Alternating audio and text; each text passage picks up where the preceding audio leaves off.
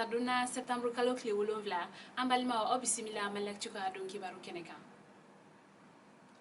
bi kibara minnu b'an bolo ka da kulo kan o de ye Mali cɛmancɛ fanga premier ministre o ni Jonathan Goodluck ye ɲɔgɔn ye ni o ye CEDEAO ka ciden Mali gɛlɛya hukumu kɔnɔna la kibara minnu sera ma olu y'a yɛrɛ ka fɔ Dr Choguel Kokala Mayiga Mali premier ministre ale ni Jonathan Goodluck olu ye ɲɔgɔn ye kunun tɛnɛn don septembre kalo kile 6 ka kuma cɛmancɛ fanga o taabolo a n'a a kuntagala kan nunu ka ɲɔgɔn ye kɔnɔna la Jonathan Goodluck ale kɔni y'a yɛrɛ Mali premier ministre la k'a fɔ ko u ka u jilaja ka transition ka kɛ a wagati kofɔlen kɔnɔ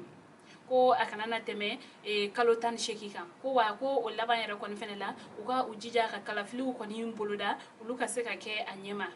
jɛlenya ani tilennenya kɔnɔna la Jonathan Goodluck y'a yɛrɛ ka fɔ fɛnɛ ko a ka bɔli laban na Mali kɔnɔ yan nɔ ko ani cɛmancɛ fanga ɲɛmaw kɔni kuma la ko ga ko a ye a jateminɛ ka fɔ ko yɛlɛma kɔni donna kow la dɔɔni ko ga ko hali bi a tɔ belebele bɛ yen a tilala fɛnɛ k'a ka nisɔndiya yɛrɛ bandaw ale ni Muktar Wan olu ka bilali la ni o ye transition ɲɛma kɔrɔlen ani transition premier ministre kɔrɔlen albi Jonathan Goodluck ka fala ko a bɛ Mali transition ɲɛmaw kɔni wele ka taa transition waatiw la batoli ma ale ni sariya bɛɛ lajɛlen la batoli ma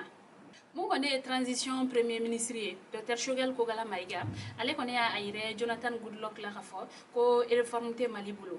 ko mun kɔni ye kalafiliw olu kɔni bolodali ye ka sɔrɔ bɛɛ jɛ fanga ko kɔni ma sigi sen kan cogoya dɔw la ko o kɔni fɛnɛ bɛ kɛ gɛlɛyaba ye nga Dr Choguel Kokala y'a yira ka fɔ ko sigikafɔw kɔni bɛna boloda walasa cogoya min na bɛnkan bɛ sɔrɔ réforme ko la bɛɛ jɛ fanga fo ka bɛɛ bɛ se ka sɔrɔ o la cogoya min na k'aw ladɔnniya fɛnɛ ka fɔ bi tirata don septembre kalo kile 7 Jonathan Goodluck ale ni Mali transition ɲɛma olu kan ka ɲɔgɔn ye ni o ye Assimi Goïta ye hali bi Mali transition a waatiw la batoli hukumu kɔnɔna la ale ni a sariyaw la batoli kibara wɛrɛ m'an bolo ka da kulo kan o de ye commandant divisionnaire Umar Samake ni o ye Forsati mɔgɔw ka ɲɛmaaba ye ale seginna ka taa Bamako kura kasobonba la a nɔ la k'aw hakilila jigi ka fɔ ko juma don septembre kalo kile 3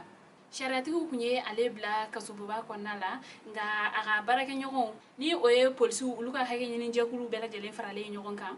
olu kɔni wulila ni ka taa ale labɔ kasobonba kɔni kɔnɔna la a kɔni seginna o la nga tɛnɛn don a yɛrɛla ka fɔ ko a seginna ka taa ni a yɛrɛ ye tuguni o seginni hukumu kɔnɔna la ŋunuŋunukan caman kɔni fɔra nga polisiw olu ka syndicats bɛɛ lajɛlen faralen ɲɔgɔn kan ni o ye u ka hakɛ ɲini jɛkulu ye olu ye sɛbɛn kɛ ka yira ka fɔ ko u ni Mali jamana ɲɛmɔgɔ caman ye ɲɔgɔn ye minnu ye politiki jamakulu ye ale ni kiri tigilamɔgɔw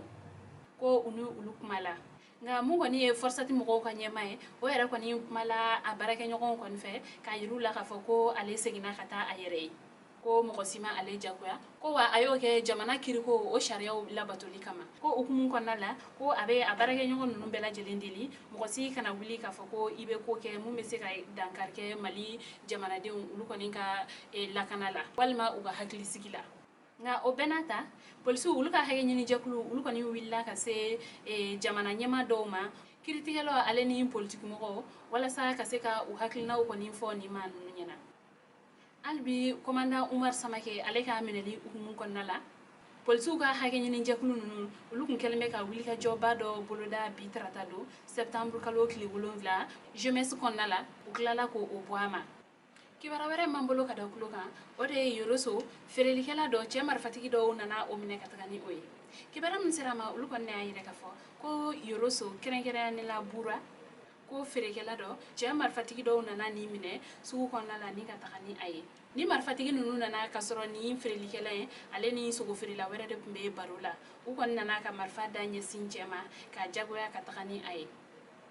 an bɛ wagati min na i ko sisan ni marifatigi ninnu nana cɛ in minɛ ka taa ni a ye kun na o ma se ka dɔn fɔlɔ nka kibara wɛrɛ mana b'o kɔfɛ an b'o da o kulo kan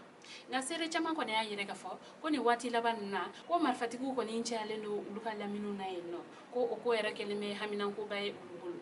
kunnafoni kuncɛla kibara wɛrɛ m'an bolo ka da kulo kan o de ye Bafulabe donsokɛ dɔ bɔ taara bɔ ale ye su kan kungo kɔnɔna la kibara min sera ma olu kɔni y'a yɛrɛ ka fɔ kari don septembre kalo kile 5 donsokɛ dɔ ni ale si kun bɛ taa san 38 ɲɔgɔnna la ko nin cɛ in kɔni kun tagara sogo faga de la Sajoya kungo kɔnɔna la ko ni cɛ in taara sibiri do ko ga ko fo kari do mɔgɔ kɔni ma a kibaruya sɔrɔ ko dɔw kɔni de tatɔla kungo la kari do olu ye cɛ in kɔni su binnen yɔrɔ dɔ la ko kungosogo dɔ fɛnɛ kun fagalen do a kɛrɛfɛ seere dɔw y'a yɛrɛ k'a fɔ k'i bɛ taa sɔrɔ ko donsokɛ in a kɔni binna ka bɔ kulu sanfɛ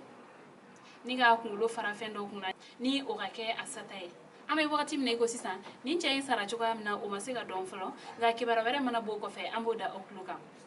an balimaw ni ne kun ye aw ka bidon kibaru ye ka da aw tulo kan ani ce aw ka kulomajɔ la aw k'an bɛn a ɲɔgɔnna wɛrɛ